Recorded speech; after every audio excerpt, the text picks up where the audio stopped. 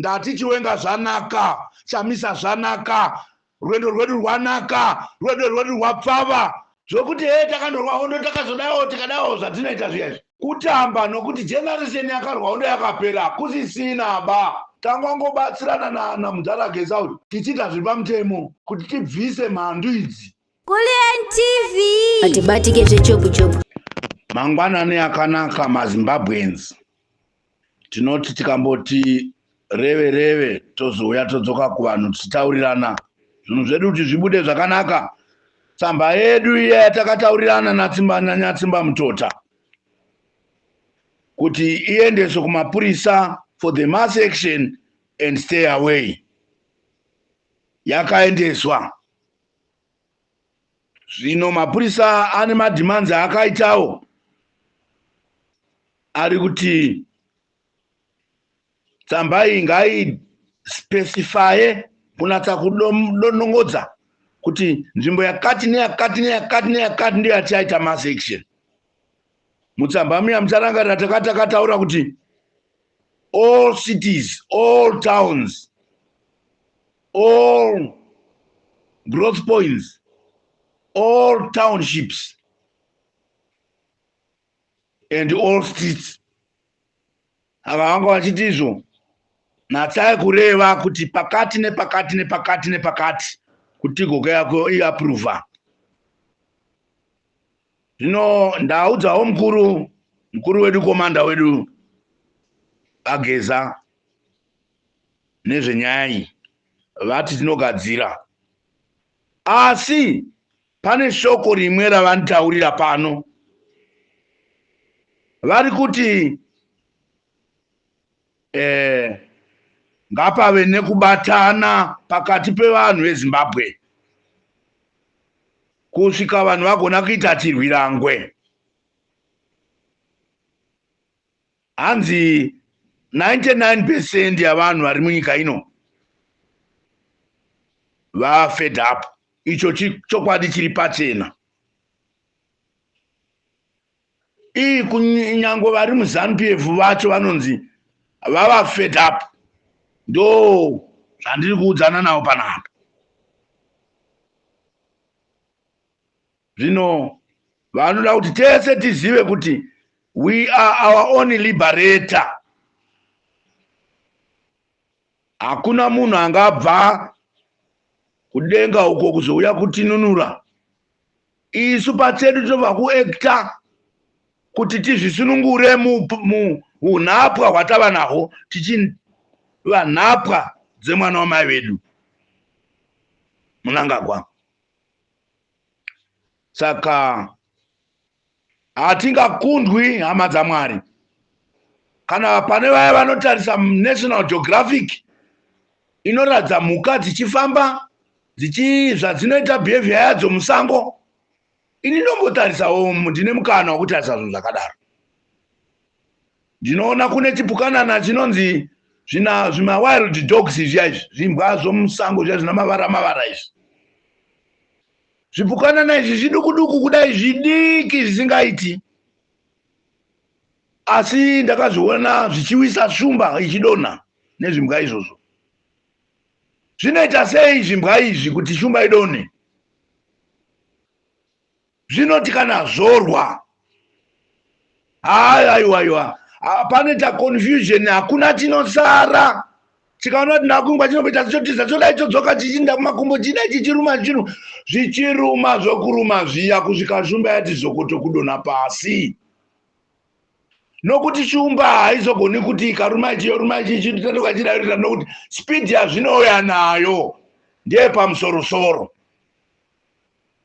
Saka varume vamwe vakafa vana Mugabe vaiti kubatana pamberi nokubatana, vaiziva zvaireva, ndomunga vanga vastarta behavior yezvimhuka izvi.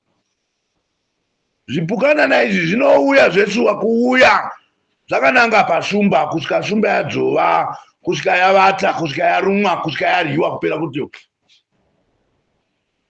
nezvipukanana zvidoko izvi. Ini handitaoni chinoryiwa nevanhu. Ndakakuudzai kuti the youngest war vet, inzwai zvandiri kutaura maZimbabweans, the youngest ndo vanao pavo nana Mujurwa 66 years and above ndo the youngest.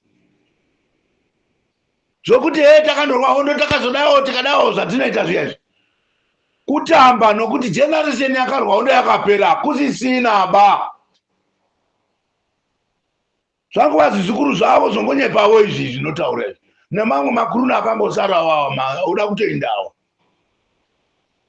hapasina munhu wakarwa hondo zvokuti kuti misidzane muchindimamidzana nomunhu anonzi Movheti muchindimazorwisana naye munyika muno hazvifi zvakaitika. Hatirwisani namadzibaba edu uye ese akatopera.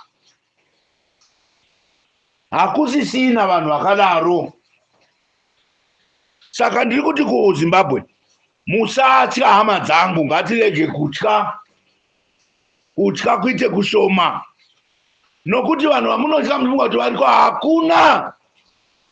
Kana zizi rakambozviitawo wani nokuda kwezvimamvere zviya zviri pamusoro waro zvakadai, dzimwe shiri dzese dzikaritya dzikati rine nyanga tinotungwa, asi kwakazouya wani shiri inonzi nhengure ikati hapana nyanga. Ini ndiri nhengure yenyu, ndiri kukudzai kuti hakusisina maovheti akapera. Hapana zvavanoita kana takabatana tikamhanya samamhanyira anoita mbwa zviya zvandataura nezvazvo ndikupa illustration.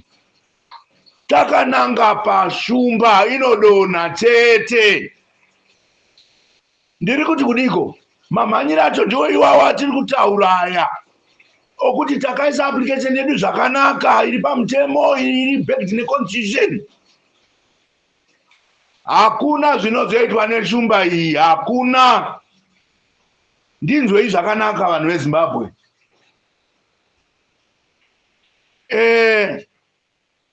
Mashoko ndotaura pano makuru, ngatibatane. Sapapa tataura kuti ngatiinde kumastreets. Nenguva yakati tinge tiri mumastreets tiradza kushushikana kwedu zvinotenderwa pamutemo. Hatisi kuzoita zvinhu zvisingatenderwa pamutemo izvi. Tiri kuda kuita zvinotenderwa pamutemo. Kweta mwanosara tosa kuti ndiani yeye. Panguva yehondo taizo ndovatengesi ivavo. Hakufanirwi kuva nounosara. Unenge asara mutengesi wazvo watozvinyorera bhuku rake rokuti ini ndiri mutengesi. Isu tobva tangomuona kuti uyo ndiye mutengesi. Going forward hatizoshandi naye nokuti mutengesi. Kuna munhu anoda kushanda nomutengesi. Murume unonzi Mnangagwa uyu is very good pakushandisa anonzi divide and rule tactics. Aona kuti vanhu vaita noise kuti kwakabirwa election. Ndokubva ashandisa tactic yokuisa chabangu kuti angoti MPs amemainingi ngabudi. Nyaya yacho chinja toni vanhu vototanga kutaura kuti aiwa. No. Aiwa vanhu vachabangu. Nyaya yekubirwa election tasiya. Oyo chinja kuti anoda kuchinja constitution. 2030 vanhu vozoti tamu vakananga kundotasa kuna 2030. Vatira kuti vaprotected. Yes, so all these are tactics. Zokuita inonzi divide and rule and divert attention. Kubvisa maziso edu pazvinhu zvakakosha titasa zvinhu zvisina nebasa. Zvichikonzerwa noungwaru hwedhara iri. Dhara iri rapera basa. Simba harichina. Even inokutaura 1 hour harichina simba rinovata. Ndiri kukutaurira iZimbabwe. Saka comrade Geza vataura kuti batanai kana tati ngatibude pasi patanyora matsambai yatakugadzirai. Ngatibatane tiwanikwe tiri mumastreets tichimba nziyo dzedu tichiramba kudzvinyirirwa nezidhara iri. Handiro rega kana ukanzi waenda kuhondo ukanzi wandorwira nyika. Warwira vana vako uyezve pakurwa uko hauna kurwa wega.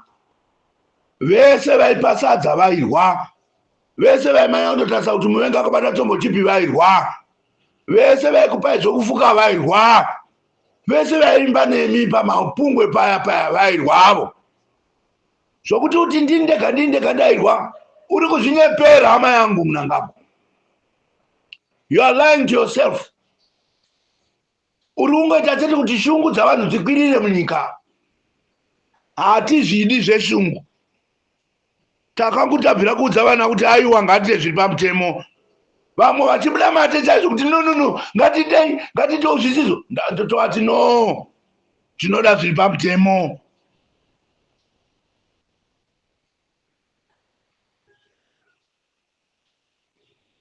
Hapana wanzi ngaaite zvinhu zviri kunze kwomutemo zvinourayisa. Hapana. Tese tiri kuti ngatite zviri pamutemo. Mukanzwa ini nyatsi mamutodha ndikuudza kuti handei. Apa ndenda pakwa nakomanda wedu. Maloya akomanda haaro togara ataura neni every time. Kuti izvi tikaita tinobuda. Imi hamudzidzisei. Pamuonde. Hamuna kuona here kuti pakabuda vanhu vakati dzampa naMugabe. Haana chakazogona kuita. Saka uyu ndiye unozogona kuiteiko iye uyu. Unogona kuitei uyu. Wakati ataurwa naMugabe kuti uyu munhu haagoni haaite. Chinombomudii munhu wakanzi haagoni. Ngatiyane nomunhu iyeyu. Tipinde pastriti taurirane naye zvakanaka. Isu takati hatirwisu. Kunze kuti akatuma zvanhu zvake zvinenge zvida kuita zvazo zvenisinganzwa zviya. Ndozvatakataurirana kuti zvikangotitanga chete. Tinozvita kanyama iya inoitwa nezvimangwanga zviya zvomumasango zviya zvinogona kuruma kana zvuma zviya. Shuwa tinoita ipapo. Kana tangotangwa chete. Akuryiwi rinopisa. Takawirirana kuti mapepa edu aiswa kumapurisa awa akadhindwa. Hapana dambudziko ratinomboona kana rimwe. Ndine imwe yambiro yandataura navakuru panyaya dzefundraising yatiri kuita iyi. Ini ndiri mutana. Fundraising is a very good idea. But zvakangofanana nokuti watenga mota yako, so it will be a very good car. But driver must drive achinatsa kuona zvimwe zvimaproblems anogona kusangana nazvo kana achidriver mota iyi. Sokuti inogona kungobva vhiri uri muspeed. Kana waziva kuti inobva vhiri uri muspeed unodzora speed. Kuti usati kana yabva vhiri wobva wabheuka uchibva wafiramo. Saka ndiri kuti kudii? Vanoreza mari, vanoita fundraising yanyoka yemabhunu, vari kuita zvakanaka chaizvo. But yeino yambiro yangu somutana. Ngatiite focus on one auditable account to avoid unforeseen difficulties and problems. Vana vadiki vane problem yokuti kana vaita izvo vamwe vanozoti ite vomboita mathrow in mukanwa mavo. Izvo zvezvo hatizvitarisiri. Saka tati isusu mari dzese ngadziiswe muone account inenge ichinzi nyoka account. Masosisi enyama yaiti imwe irikoko. Toda kuti mari dzinoenda muone account. Dzigone kuauditwa vese vabvisa mari vachiti acknowledged by name. Pachibuda kadocument kanonyorwa kuti ninge wabvisa to avoid problems mangwana.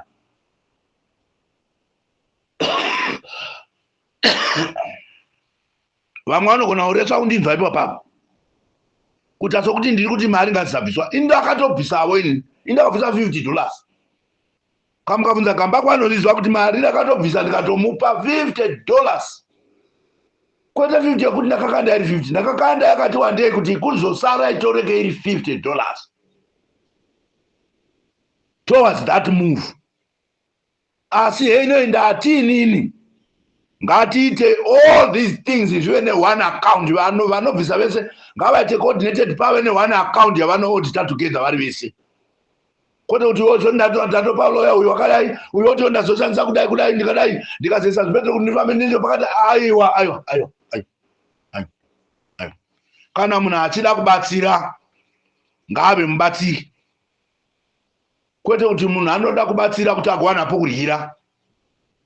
Handizvo. ndiri kutokudzai masoko akangwara pano nimhaka kuti zvikananda moment yazvinogona kuti isakukonana nenyaya dzemari zvichapinda zvichikonzera division pakati pedu. Makabirwa makazodayo mukadayo ende kumakoti kudivert attention yedu izvozvi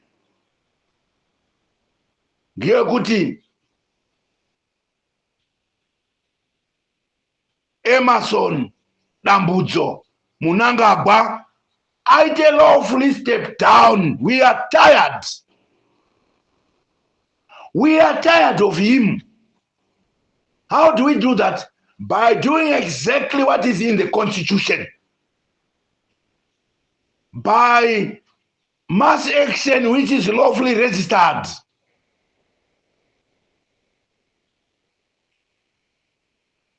by refusing to listen to his 2030 mantra issues, by registering our anger against those things, by refusing to have our constitution altered or butchered, by refusing to see a dynasty being formed in our eyes. Ndo chete zvinoita kuti murume uyu aone kuti hatichamudi abvepo, asi haangabvi kana achiona kuti hatina kubatana, uye achiona tactic dzake dziya dzaanoshandisa dze-divide and rule. Musakangana kuti payapo mai mujuru namugabe vakadivhaidwa, zvikazopedzisira zvotondoona mujuru wotuchira mumba. Nyika yese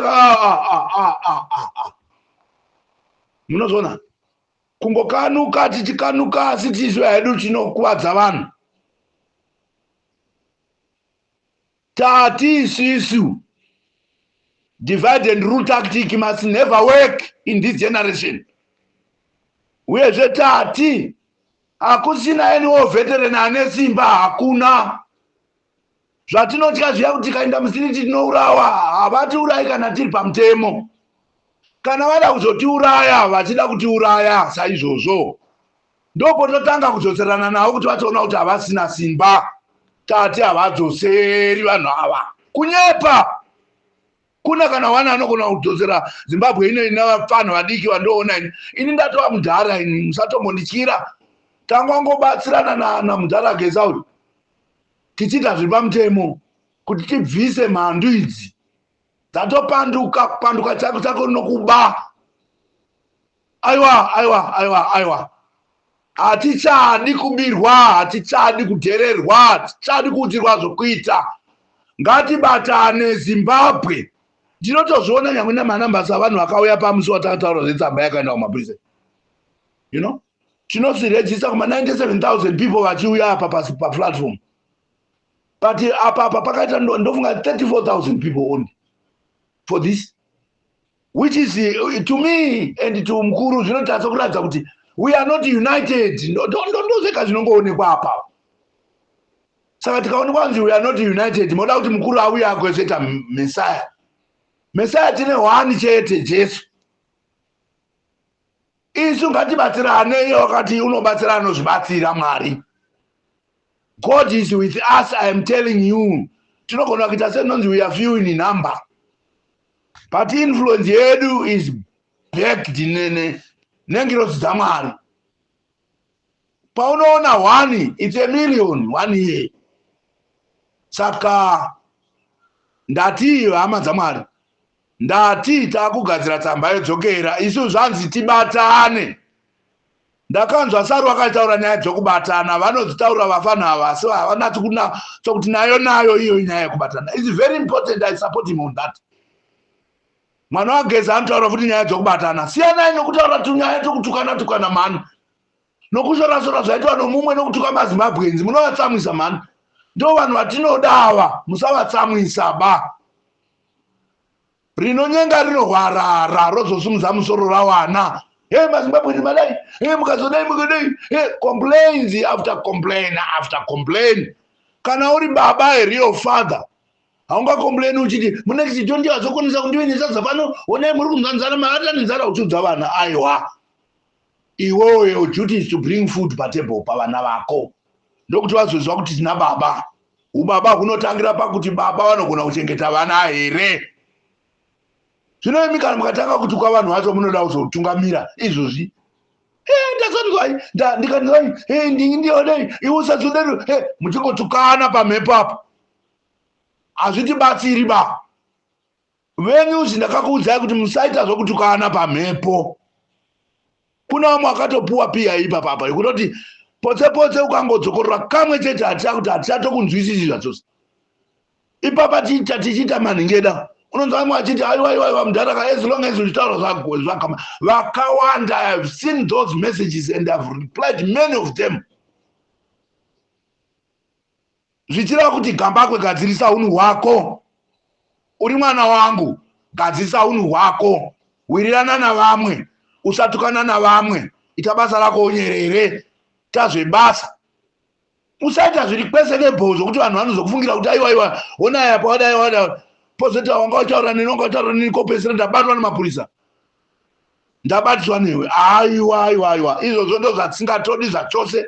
Nakauningwa nakuti unotibatisa nemapurisa. Ndati ukaita zvinhu zvinoita kuti vamwe vanoswera navo vazoticomplaina vachikususpecta hazvisi correct. Zvisiye. Vafana vanga vatofunga kukubvutsura kubva muSouth Africa imomo. Isusu we are fighting this cause from the front. Hatiti semi munotya muri kunze uko.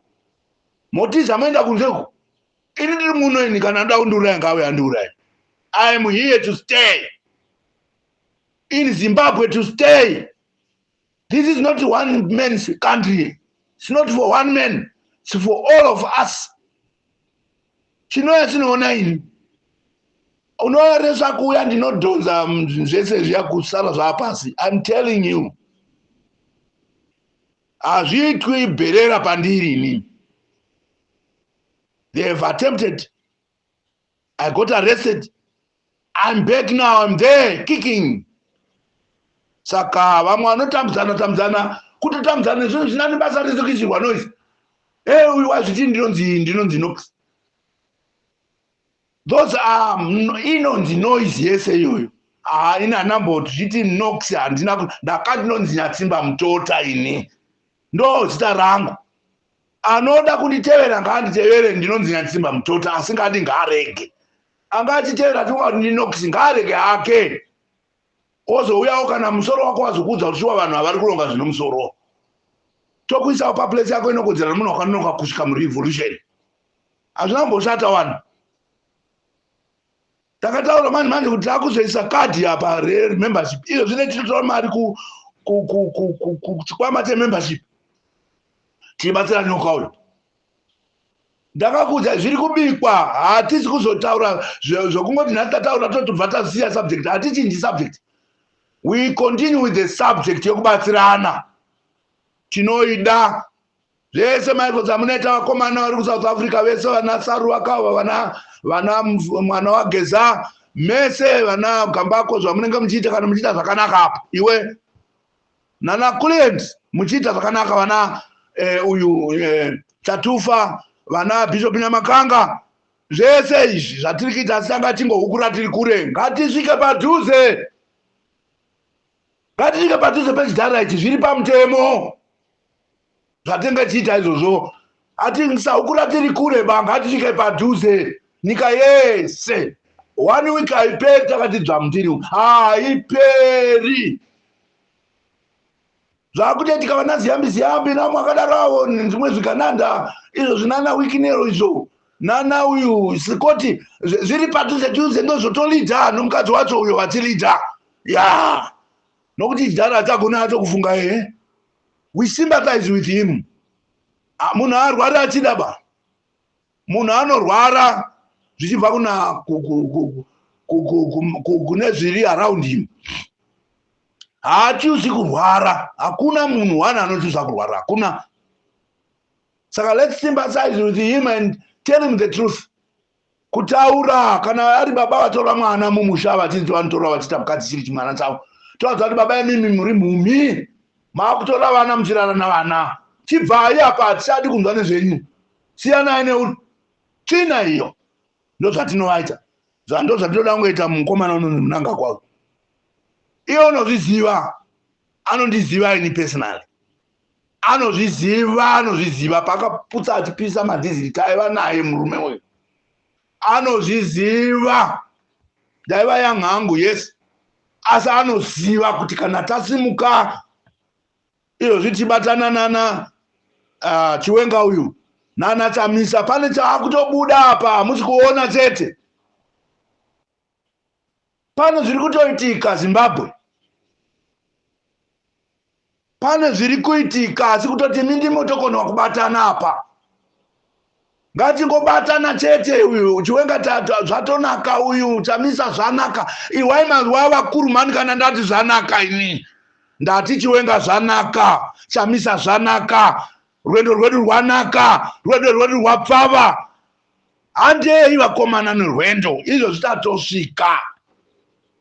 Katinge tasezvimbwa zviya zvomusango zviya zvinoruma shumba, inorumwa kusvika yavata. I thank you, Zimbabwe.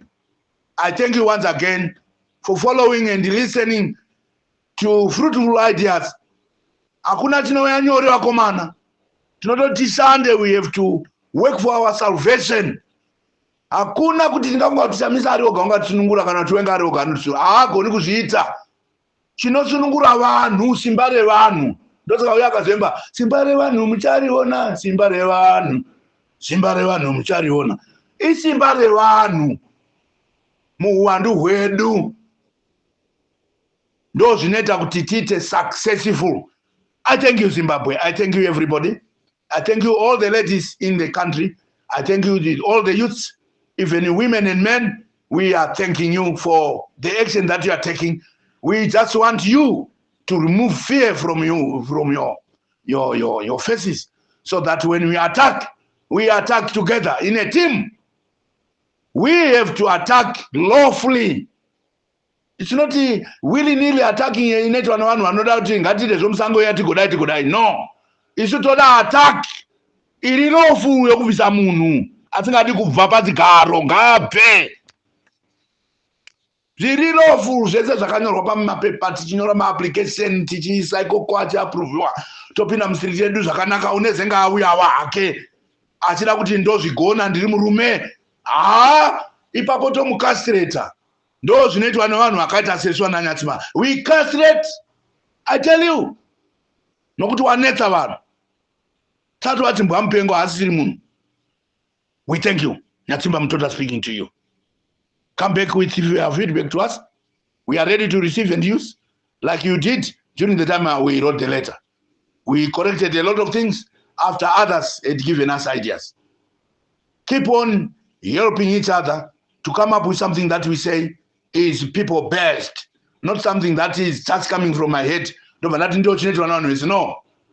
throw things to the people first. Let the people decide. Teach them the right principles, and then they lead themselves. This is the principle that we are going to use. God in us. We thank you.